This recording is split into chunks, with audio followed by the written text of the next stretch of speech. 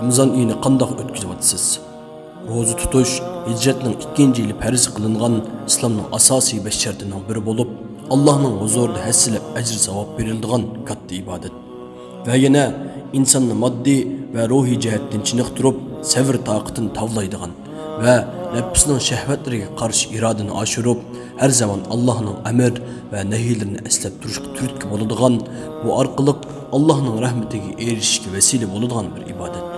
Ramazan iyi bolsa, Allah'ın kelamı Kur'an-ı Kerim nazil kılıngan, rahmet periştleri yeryüzüge düşürülüp, şeytanlar bağlandıgan, cennetin dervazları içilip, cehennemin dervazları takıldıgan, bişi rahmet, otursun mağfiret, ahir cehennemden kurtuluş bulgan ulug aydır.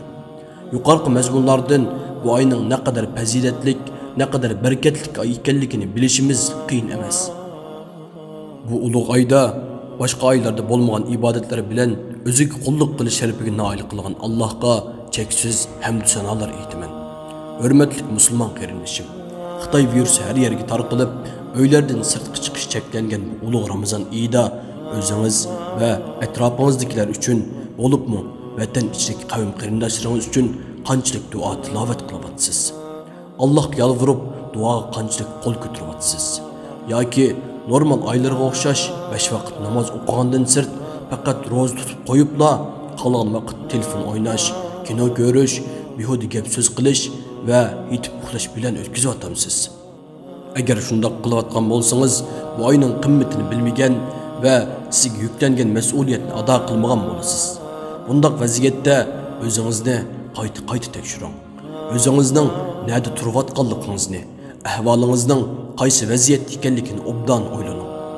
O'zingizning ve etrafınızdakilerinin şu vaziyette nimaga ehtiyojli bo'layotganligini ve sizning buni hal qilish uchun nimalarni qilganligingizni ve nimalarni qila oladiganligingizni yaxshi o'ylab beqing.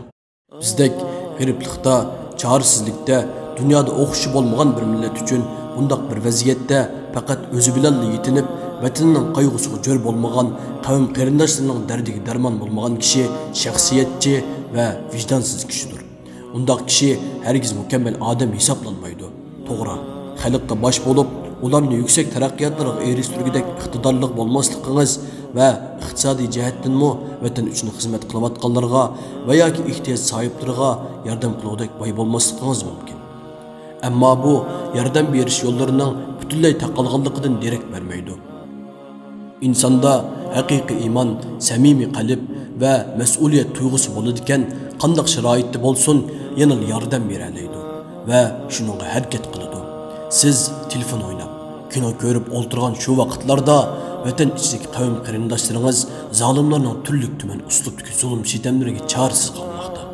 Siz qadrini bilmay, behuda gap so'z ve g'ayvat shikoyat bilan o'tkazib borgan shu soatlarda sizning aziz qarindoshlaringiz Kur'an o'qiganligi uchun bir qancha kalima nasihat anglaganligi uchun necha yillik kesilmoqda.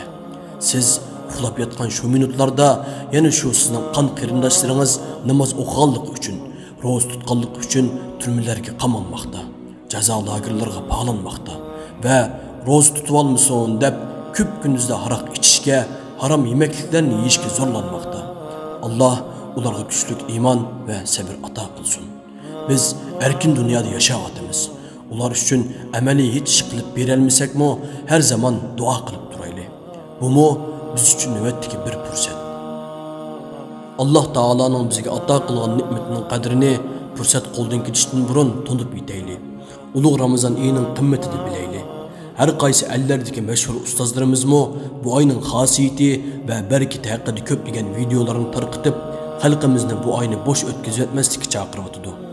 Allah Taala Kur'an-ı Kerim'de Ramazan iyi zikr kılıngandan keyinki ayette: "Ey Muhammed, eğer mening bandalarim senden men to'g'riliq so'rasa, ularga aytqin ki men ularga nihoyat muqinman.